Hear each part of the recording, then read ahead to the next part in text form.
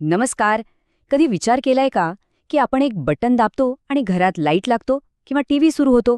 हे सगळं कसं घडतं? हे सगळं घडतं भिंतींच्या आत लपलेल्या एका गुंतागुंतीच्या नेटवर्कमुळे, म्हणजेच आपल्या घराच्या इलेक्ट्रिकल वायरिंगमुळे. तर आज आपण याच अदृश्य पण खरं सांगायचं तर सगळ्यात महत्त्वाच्या सिस्टमबद्दल बोलणार आहोत. आणि हे समजून घेऊया की ती सुरक्षित आणि व्यवस्थित असणं इतकं गरजेचं का आहे. तर मग आपल्या घराच्या भिंतीमागे नक्की असं काय रहस्य दडलंय? हे रहस्य म्हणजे तारेचं एक अतिशय किचकट पण तितकंच सुव्यवस्थित जाळं. खरं तर हे आपल्या घराच्या नसांसारखं आहे, जे प्रत्येक कानाकोपऱ्यात ऊर्जा पोचवून घराला जिवंत ठेवतं. हो, हीच ती प्रणाली आहे जी आपलं आयुष्य इतकं सोयीस्कर आणि प्रकाशमान बनवते. चला जरा इतिहासात डोकावूया. हे जे दिसते ना, याला क्लीट वायरिंग म्हणतात. म्हणजे पूर्वीच्या काळी वायरिंग अशी अक्षरशः उघड्यावर असायची. हे बघायलाच किती धोकादायक वाटतंय, नाही का? आणि यामुळे अपघात होण्याची शक्यताही खूप जास्त होती. आणि याच गरजेतून आधुनिक आणि सुरक्षित वायरिंग सिस्टम्सचा जन्म झाला. तर या माहितीपत्रकात आपण काय काय बघणार आहोत? सगळ्यात आधी आपण वायरिंगची एक ओळख करून घेऊ. मग पीव्हीसी कंड्यूट आणि केसिंग कॅपिंग या दोन मुख्य प्रकारांबद्दल सविस्तर बोलू. त्यांचे वेगवेगळे भाग समजून घेऊ. आणि शेवटी आपल्या घरासाठी नक्की कोणती निवड योग्य ठरेल यावर चर्चा करू. चला तर मग सुरू करूया आपल्या आजच्या प्रवासाचा हा पहिला टप्पा. इथे आपण आधुनिक काळातल्या वायरिंगच्या दोन मुख्य पद्धती कोणत्या आहेत हे समजून घेणार आहोत. ठीक आहे, तर या दोन पद्धतींमध्ये सगळ्यात मोठा म्हणजे अगदी मूळ फरक काय आहे, तर तो आहे त्यांच्या बसवण्याच्या पद्धतीत. बघा, कंड्यूट वायरिंग जी आहे ती भिंतींच्या आत किंवा स्लॅबमध्ये पूर्णपणे लपवलेली असते, म्हणूनच तिला कन्सील्ड वायरिंग असंही म्हणतात. आणि दुसरीकडे केसिंग कॅपिंग वायरिंग ही भिंतीच्या वर म्हणजे पृष्ठभागावर बसवलेली असते. सोप्या भाषेत सांगायचं तर एक अदृश्य आहे आणि दुसरी आपल्याला दिसते. चला आता जरा खोलात जाऊया आणि पीव्हीसी कंड्यूट वायरिंग सिस्टमबद्दल सविस्तरपणे जाणून घेऊया. आपण यांना आपल्या घरातील विजेसाठीचे लपवलेले महामार्ग म्हणू शकतो, जे अगदी सुरक्षितपणे वीज सगळीकडे पोहोचवतात. तर कंड्यूट वायरिंग म्हणजे नेमकं काय? ही एक अशी सिस्टीम आहे जिथे इन्सुलेटेड वायर्सना मजबूत पीव्हीसी पाईप्समधून नेलं जातं. आणि हे पाईप्स सहसा भिंतींमध्ये किंवा छतामध्ये लपवलेले असतात. यामुळे होतं काय की वायर्सना बाहेरील कोणत्याही धोक्यांपासून पूर्णपणे संरक्षण मिळतं. आणि याचे फायदे खरंच खूप महत्त्वाचे आहेत. पहिलं म्हणजे याला ओलावा आणि कोणत्याही प्रकारच्या धक्क्यांपासून जबरदस्त संरक्षण मिळतं. दुसरं म्हणजे हे गंजत नाही, त्यामुळे याची लाईफ खूप जास्त असते, खूप टिकाऊ आहे. आणि सगळ्यात महत्त्वाचं, वायरिंग डोळ्यांना दिसत नसल्यामुळे घराला एक अतिशय नीटनेटका आणि सुंदर लुक येतो. आता आपण पुढच्या भागाकडे वळूया. ही सिस्टम नक्की बनते कशी? आपला पुढचा विषय आहे कंड्यूटचे प्रकार आणि त्याचे फिटिंग्स, म्हणजे ते छोटे छोटे पण आवश्यक घटक जे या पूर्ण सिस्टमला एकत्र आणतात आणि कार्यक्षम बनवतात. या सिस्टीममधला हा पहिला आणि महत्त्वाचा भाग, एल्बो. याचं काम अगदी साधं पण खूप महत्त्वाचं आहे. कंड्यूट पाईपची दिशा 90 अंशात बदलणं, म्हणजे जिथे कुठे कोपरा येतो किंवा वळण घ्यायचं आहे तिथे याचा वापर होतो. पुढचा घटक आहे टी फिटिंग.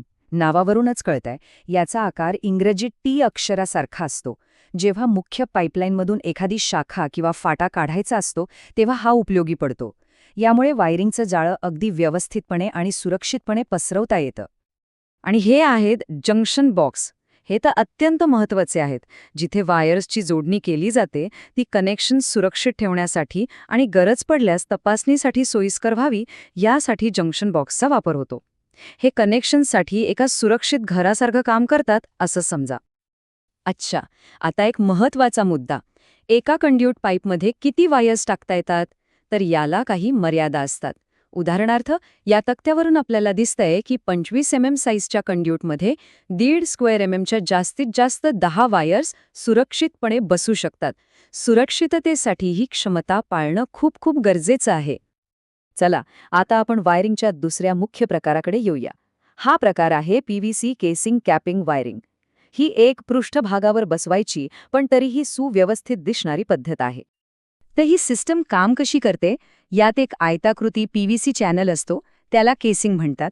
याच्या आत वायर्स ठेवल्या जातात आणि वरून एका झाकणाने म्हणजेच कॅपने तो बंद केला जातो.